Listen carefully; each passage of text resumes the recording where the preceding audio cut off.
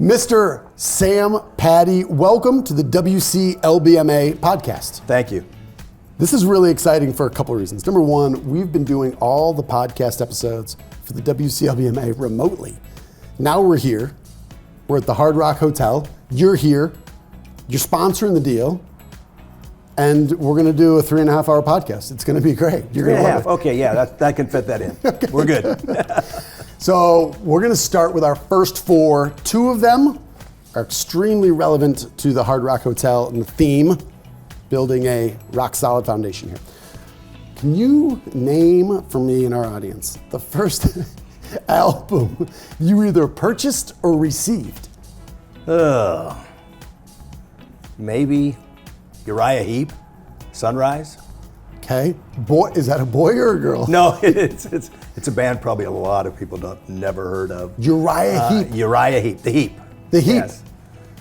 Could have been Jethro Tull, Thick as a Brick too, but I'm not quite certain. Okay. Probably one of those. I would have felt a little bit more, I'm generally overconfident in my musical history, and then you break out Uriah Heep, and I'm like, did you just make that up? All right. What was the first concert you attended? Oh, that would be Pink Floyd.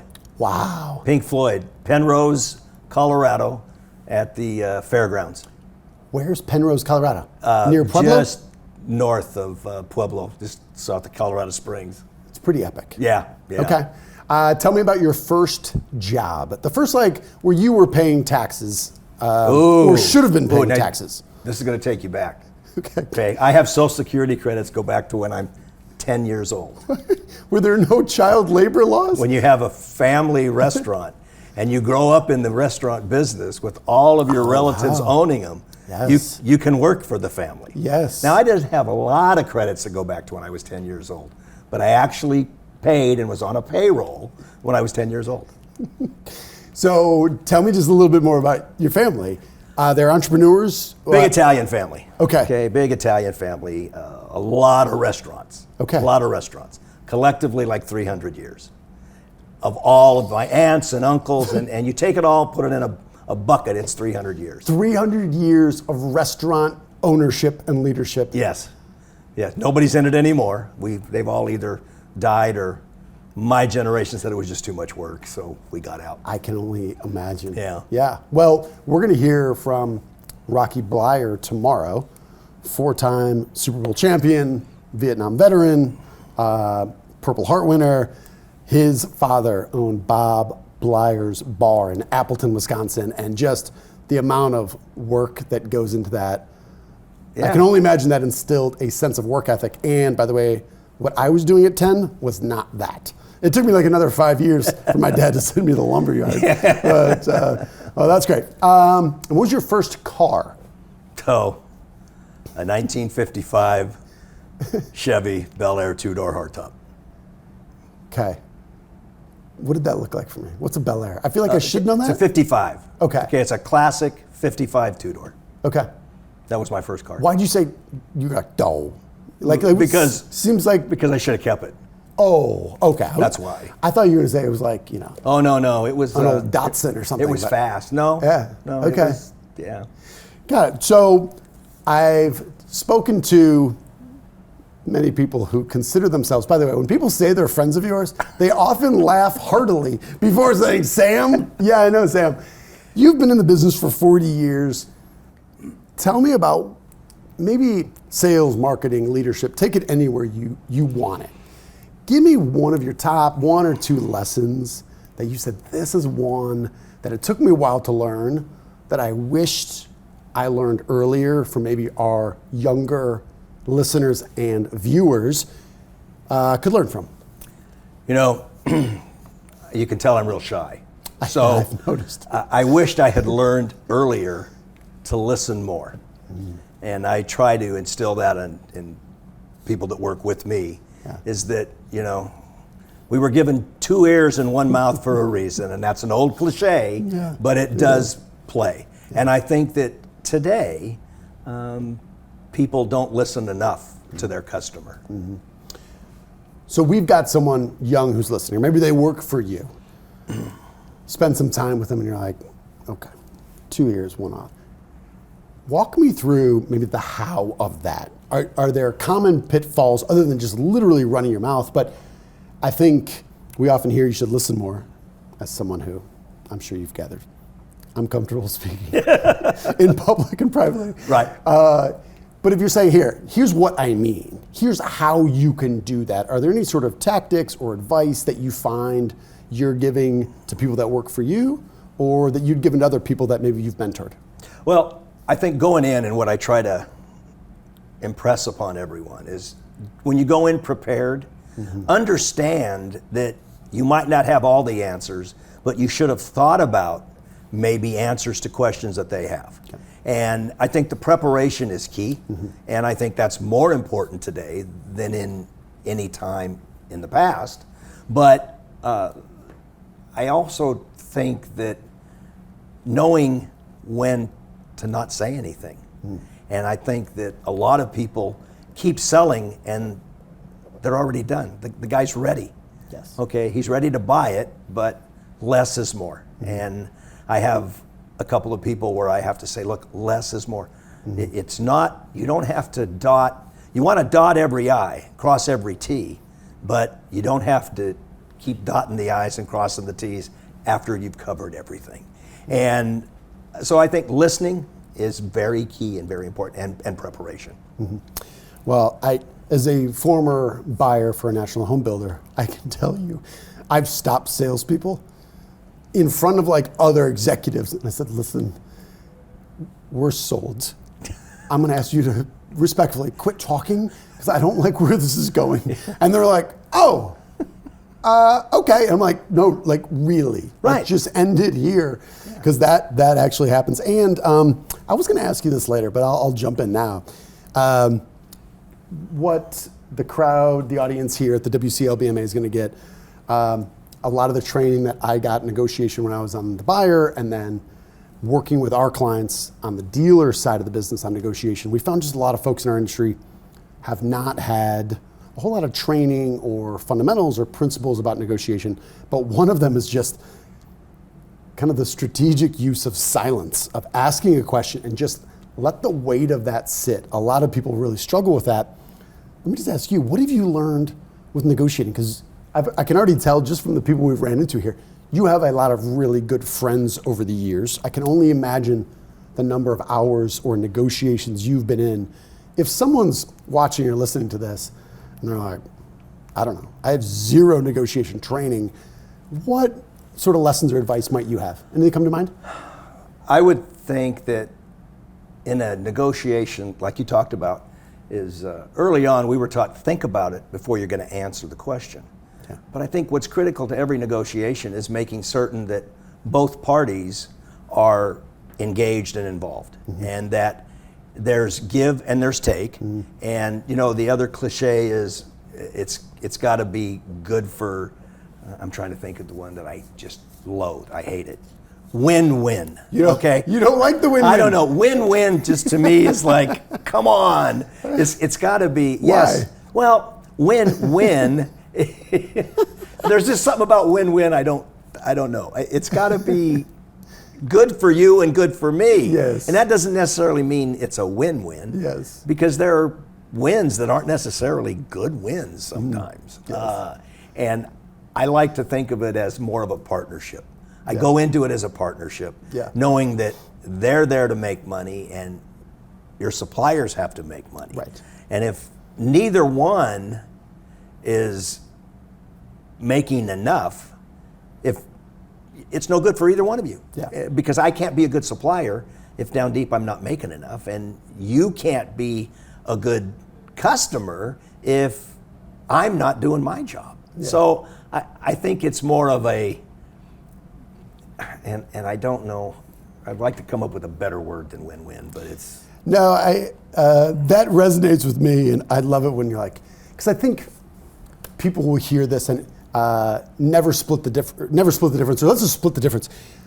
These things sound right. They feel right. They come out naturally. I'm like, hey, let's just find a win-win here. I was like,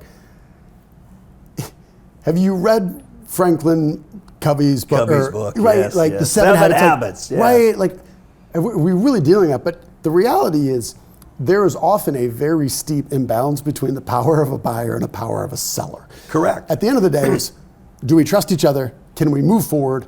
And is there enough that we both say, hey, dude, I'm somewhere between I'm excited to continue to work with you, or we're going to continue working for the near term and we're comfortable with that, right? That's what we're finding. But sometimes I agree with you. It's like, is it a win-win? I don't know. We went through the pandemic.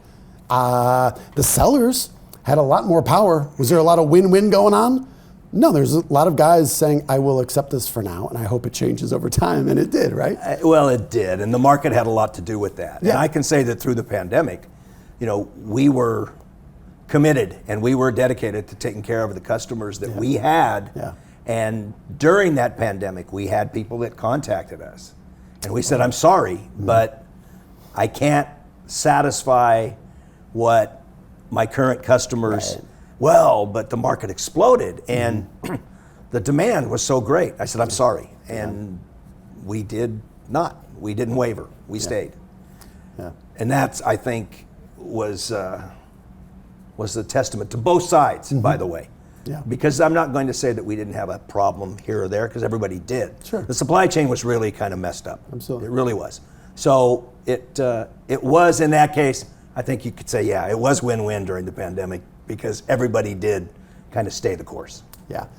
What was fascinating for me to kind of watch is kind of a third party, and sometimes we had clients that were both sides that weren't super happy with each other. It was kind of the first time in a long time where companies were really forced to kind of put their money where their mouth was, which was, and I think the best companies and the brands, and obviously the relationships I've already seen you have here, you guys were able to do that well, which was when the chips are on the line and someone else would say, I will literally pay you anything for your product. It's hard not to say, why don't we take this and we'll figure out the trade-offs later. So just a fascinating time. Where does, as you look back in your career, what lessons or insights come from going through the pandemic? And was there anything remotely close in your mind where you say, I've had this conversation with a lot of people. And after the 40 plus years I've been around, every day during the pandemic, I would say, I had no idea this could happen, and never in my wildest dreams did I think it would ever really happen. Yeah. And it was an ever changing. It was week after week. It was day to day. Yeah. I mean, and the whole thing with the supply chain, trucking, rail, weather that we hadn't seen, and a market that just ran away. And it was to the case, well, I'll pay you whatever. It doesn't matter. It's not whatever. Yeah. And the thing about it is that we did stay the course. Our structure in the way we priced, we never wavered. We did not waver. We didn't change during the pandemic what we did 3 years before and now after. We maintained the same parameters. And I know that there are industries that didn't. Oh yeah. There are industries that took advantage of the situation and, are they paying the price now? I don't know. Right. I know we're not, and I'm happy that, and I'm glad, and I'm proud that we didn't.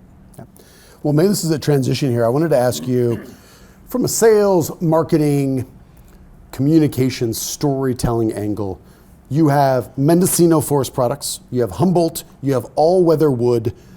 I was really impressed learning more, kind of diving into the details on the website. How well, by the way, super easy to navigate. So hats off to whoever is managing that. I'm sure you seem like the chief IT guy over there. No. But in the case you're not, compliments to whoever that is. The website is one thing, right? It's static and we can all look at this, and I know it's a ton of work to do it, mainly because I feel like we're not doing it well right now on my team. How do you guys handle that once you go into market, when you're dealing face-to-face, you're at a conference like this with the WCLBMA, when you have these different brands and you have different stories and they have different kind of angles, how are you able to manage that and coach your team to be consistent with the story you're telling? Well, the thing that makes it easier is that, from the Humboldt standpoint, that's our timber and forest side. Yep. So when we talk about Doug fir and redwood, that is our focus. Okay. It's the Humboldt side. When we talk about all-weather wood, that's treating. Okay. And that, we're the largest treater west of the Mississippi. And we can separate the two, but keep the two together. Okay. We treat a lot of our own product. We distribute all of our redwood, but not all of it. We sell some of it on the outside, but so it's easy for us to separate those and to stay focused when we want to talk about treating or when we want to talk about our lumber side. Yeah. Has coaching and training salespeople, let's just say over the last 20 years, has that changed at all with technology, or is selling and are people? You know, selling is selling, and that is true. I mean, a natural-born peddler can be taught to peddle, and I mean the rest of it, you know, the technical stuff, you can learn. I mean, I can teach you about CAC and ACQ and fire treating and the different grades of redwood, but you have to be able to sell it. And over the last 20 years, yes, I mean our industry is facing we're facing an era where, you know, there are a lot of dinosaurs like me around. Okay, we've been around 40 plus years, and you know, we had a couple of recessions that happened in the late 80s, and then took us to like 2012. Well, you had major corporations back then that every year when I was at Georgia Pacific, we would hire a bunch of college kids. But we had 140 branches across the country. We'd hire 140 of them, and knowing that they all weren't going to stick. But other companies were doing the same thing, Weyerhaeuser, Boise, Louisiana Pacific. Well, what happened during the two recessions is that the smart guys, the smart executives, when they had to make cuts, they made cuts at all three levels, the bottom, the middle, and the top. But you had a group of people that said, I'm only going to keep the top guys. Well, what happened was the top guys and the middle guys that stuck around, they got rid of all the young talent. So when you look at that era between the late 80s and 2012, there's a void there of that 18 years where the guys like me came in, and now we're all in our mid to late 60s, but we didn't replenish. So it's difficult right now in our industry. But I can tell you that, you know, once you get in it, I think I said earlier, I made it a career because I like it. It's fun. The people are fun. I wrote that down, your quote. You said, I never had a job. I had a career. We're seeing a lot of young folks who I probably could argue reasonably intelligently. I don't know. You be the judge. I won't do it here. Both sides of it. For young folks, I do want to say, if you don't know what you're going to do, and most people who get a degree or don't have a degree, they don't really know what they want to do. Right. I will say sample widely. Find something that, forget the money, find a passion that just gets your motor going in the morning, and you follow that. Hopefully sometime around your late 20s, early 30s, you're going to say like, okay, I think I'm supposed to be here. And we are seeing, Lord knows, we're seeing lots of young talent. Been out of school for 5 years. I've worked at 6 jobs. And I put in my resume. 6 and 5, that math, right? Come on. Yeah, not even a year, right? I remember putting in my, I was quitting Pulte Homes to go work at Toll Brothers, and I had been there 5.5 years, and I had a whole bunch of people saying, you do not want to be the person. You look at your resume and see that you've been out of school for 10 years and you've worked at 3 jobs. And I'm like, I know, I don't. I ended up staying at Pulte, was there 11 years. That's the only company before I started mine that I worked for. I feel that has changed, mainly because I'm all of a sudden, like you, I'm also old. Can young talent these days, or what advice would you have, or what sort of insight? You said, I've never had a job, I've had a career. How would you translate it? What sort of anecdote or perspective would you give on the joy that you've been able to have and have such great relationships in a 40-year career in the business? Well, some people will tell you this wasn't smart enough to do anything else. And the lumber industry, they'll say, well, come on, it's 2x4s, Sam. But the key, I think, is that, and back up just a little bit, that 6 and 5, the 6 jobs in the 5 years. The thing that's key there is that, okay, if you had 6 jobs in 5 years, were they all in the same industry? Mm-hmm. And sometimes it's a fit. I mean, it needs to be a fit. Mm-hmm. I mean, for you, the fit was Pulte. For me, the fit was Georgia Pacific and then Blue Links and then all weather. So what happens is that it might not be lumberyard A. Yeah. So maybe you were there 6 months and then went to lumberyard B or C. But I think it's getting exposed to the industry for us and different aspects of it are what made it a career for me. I liked it from the day I got started in it. Yeah.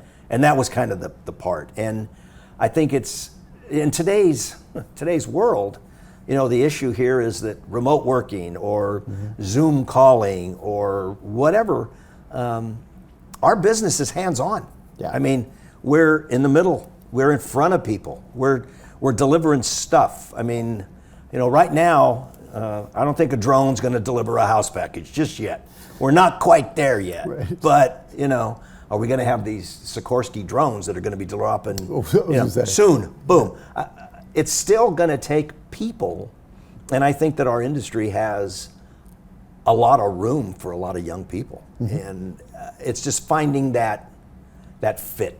Just finding that fit. Have you seen how people develop trust and develop relationships? Has that changed over your career or no? You know, I'd like to say that I don't think it's changed because the people that have worked with me and for me, I've always said it boils down to three things. Your word, you know, say what you can do what you can say, and treat people fairly. And after that, the rest is fairly simple. And it seems simple, but gaining that trust, number one, if you treat them like they want to be treated or you want to be treated, and you treat them fairly, and you deliver on what you say you're going to do, then you're going to gain that trust. You know, I always tell my guys too, you know, I deliver good news, I might call you tomorrow. But if I have bad news, I'm calling you now. Yeah. I'm calling you now, right? And I never want to be surprised. And your customer doesn't want to be surprised either. Yeah. And I think therein lies what I believe to be one of the biggest trust building mechanisms is that if I call you and say, hey, I got some bad news, all right? I know I told you that was going to be there and it's not. Well, then he can get on the phone and he can take care of that now. Rather than, and I've seen guys, well, I'm going to wait. You know, I know it's supposed to be there tomorrow, but if he doesn't call me, maybe it didn't matter. Maybe it didn't have to be there tomorrow, right? And I said, oh, okay, right. So then it goes 2 or 3 days and you think you're off the hook. Then all of a sudden, you know what hits the fan. Yes. And the guy says, you know, if you'd have just called me. Yep. If you'd have just called me. So I deliver bad news now. I might wait to give you good news. Well, I have in my book, Behind Your Back, it was subtitles, What Purchasing Managers Say Once You Leave the Room and How to Get Them to Say Yes, which is kind of my experience working for a national builder. I have a chapter and it literally says that. I couldn't agree more, which is do not surprise me. And if you're going to surprise me with good news, great, sure, fine. I'm open to that. If you're going to do not surprise me with bad news, give it to me as soon as possible. And I have found, especially in sales and where I spend most of my time, and you do, is like when guys do that and they come and say, listen, I got some terrible news. I know you're not going to like it. I wish I had better answers for you.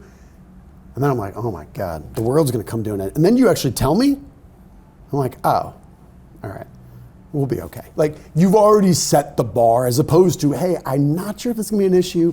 And then I said, when did you learn this? Last Thursday. And you're like, that's when people's heads explode. Well, that's where your trust goes away. Yes, yeah.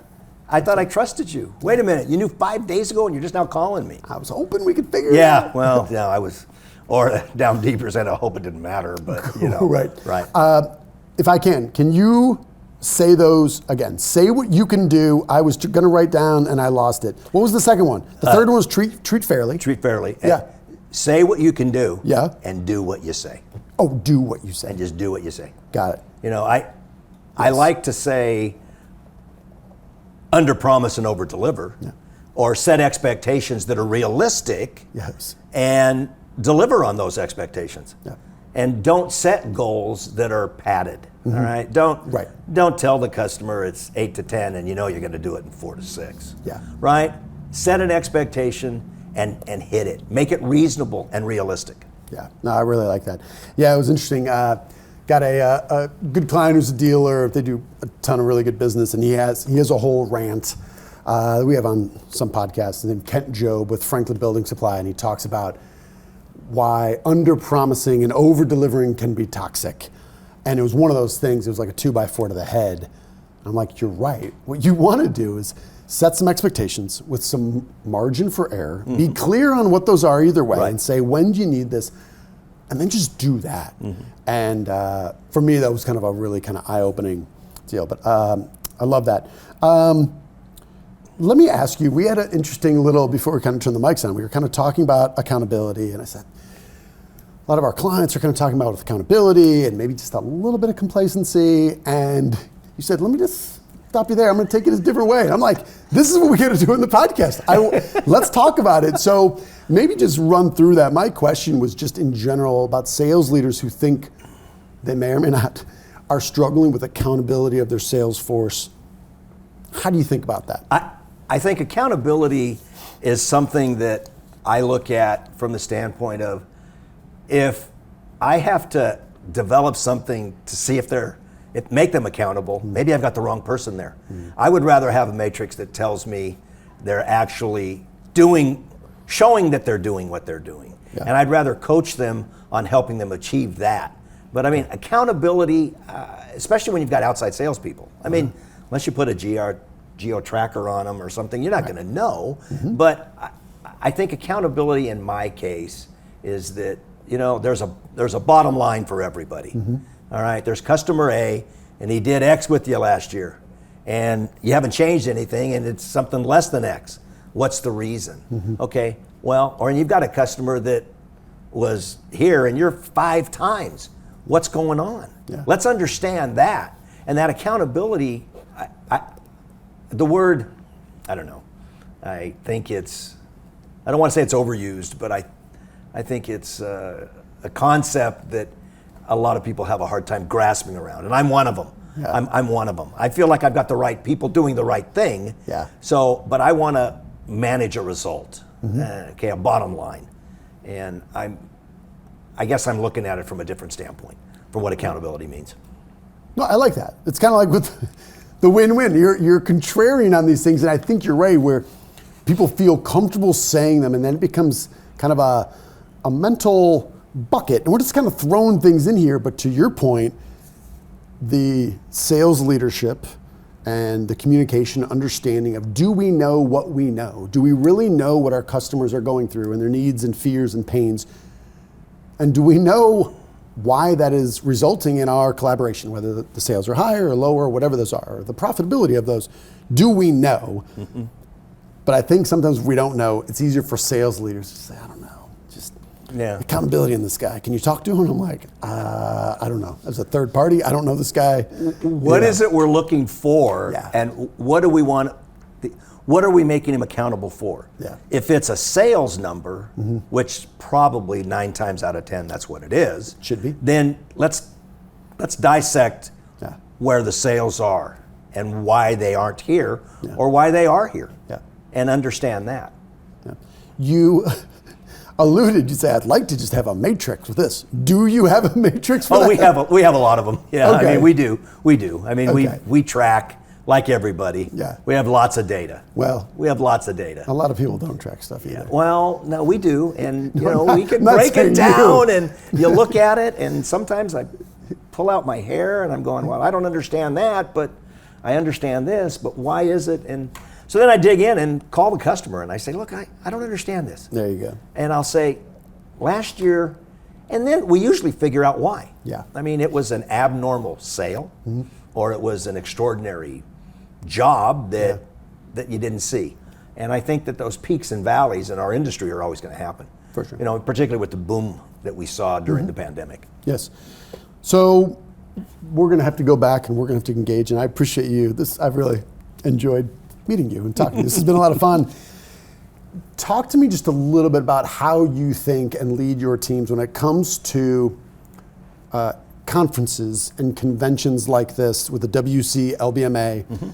It's always hard. I know you guys are extremely busy, and you got your your CEO and president, Bob, is going to be speaking on a panel. You guys have made time to pull yourselves out of the business to come here and obviously be a thought leader here, but also to invest a lot of money to sponsor this. How do you think about making time to get out of the day-to-day to come to these? Well, they are our customers, and they're important to us. Yeah. And all we can do is support them and try to help them. So for us, and I've been to shows a lot over the years. I mean, in the 40 years, you can imagine how many it's been. Yeah. And at times you look and you go, another show. Okay, but it's a time. I mean, you've seen me interact with a couple of people, and it's great because this is a different venue for us. Yeah. So I don't want to say it's not a boondoggle, but it's a show, and you get to see everybody in a little different light. Yeah. And I think that a lot of times when you're meeting one-on-one, it's brass tacks, and you've got to function to get to. You got to get to a point. Yeah. Whereas this, and it's important. It's important to interact. It really is. Yeah. But what I've found, it's funny where sometimes I live in Dallas now. We have clients in Dallas. We don't get to see each other very often. In Dallas, we come to a different location like San Diego, and it's the same people. We know where we live. We know the work we do. The change of venue and the change of the environment and the context totally changes whatever, like how we're talking to each other. There's something about that dynamic that totally changes, which I find is fascinating. And yet, I don't understand it, but I know it's true. And we're away from, and we've kind of, it's kind of that distinction between what's the difference between a groove and a rut? And I'm like, sometimes we kind of get in that rut with, and we have the same conversations and we fall into these same patterns. And I think just coming to a different place sometimes kind of opens that up. But well, and you're able to interact at a different level. Okay, everybody's here more or less for the same thing. Okay, they're here to see what's new, to talk with people, and there's not a meeting set up for a specific reason. Yeah. Okay, and that's where you kind of are able to unwind a little bit. Yep. I mean, I can remember going to some of the shows and you wouldn't see guys, but it depends on the venue and where you take them to. Las Vegas? I don't know. More X factors there. Yeah. Yes. Well, Sam, I've really enjoyed this. Thank you. Appreciated meeting you. I appreciate you sharing your wisdom, and thank you. You're welcome. Thank you.